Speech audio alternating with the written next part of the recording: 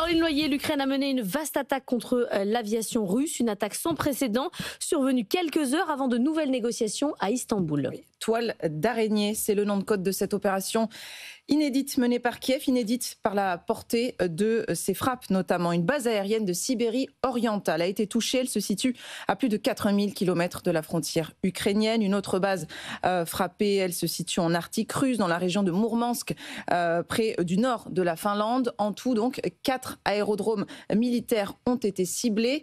L'opération a été préparée minutieusement pendant plus d'1 an et demi et c'est un succès, affirme Volodymyr Zelensky.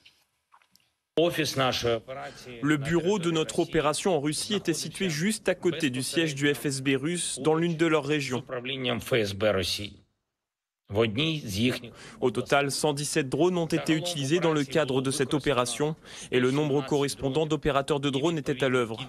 34% des porte-missiles de croisière stratégique de leur base aérienne ont été détruits.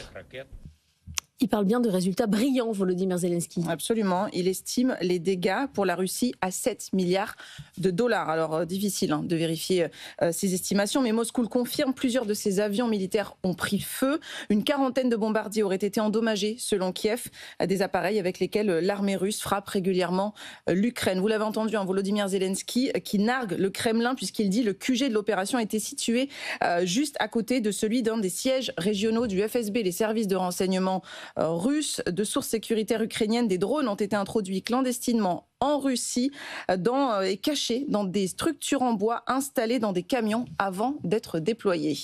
Pourtant, les deux pays doivent discuter aujourd'hui potentiellement de la paix. Oui, représentants russes et ukrainiens doivent se retrouver ce lundi à Istanbul. La ville a déjà accueilli le mois dernier les premiers pourparlers directs. Ils avaient bien débouché sur un échange de prisonniers, mais aucune avancée vers un accord de paix. Les divergences entre les deux camps n'ont pas changé. Les attentes sont minces pour cette rencontre. Le Kremlin refuse toujours la proposition de cesser le feu des Américains et des Européens. Donald Trump a promis la fin du conflit s'il était élu. Il menace depuis de se désengager.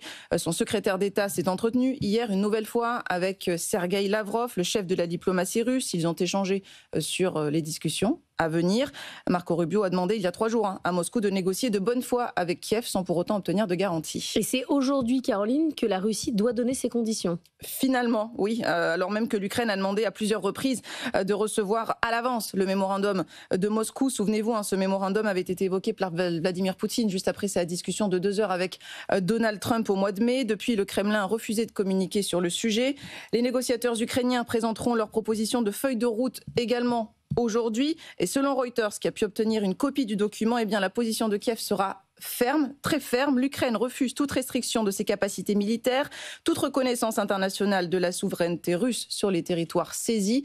Et l'Ukraine exige également d'être indemnisée par l'agresseur. Alors difficile d'imaginer Moscou accepter ces conditions. Les deux camps débattront de leurs positions respectives aujourd'hui. Selon l'émissaire américain Keith Kellogg, des responsables britanniques, allemands et français seront impliqués dans les discussions. On ne sait pas exactement comment. La question c'est que se passera-t-il en cas d'échec? Donald Trump exclut pour l'heure d'imposer de nouvelles sanctions contre Moscou au motif que cela, selon lui, pourrait nuire aux pourparlers de paix. Merci Caroline Noyer.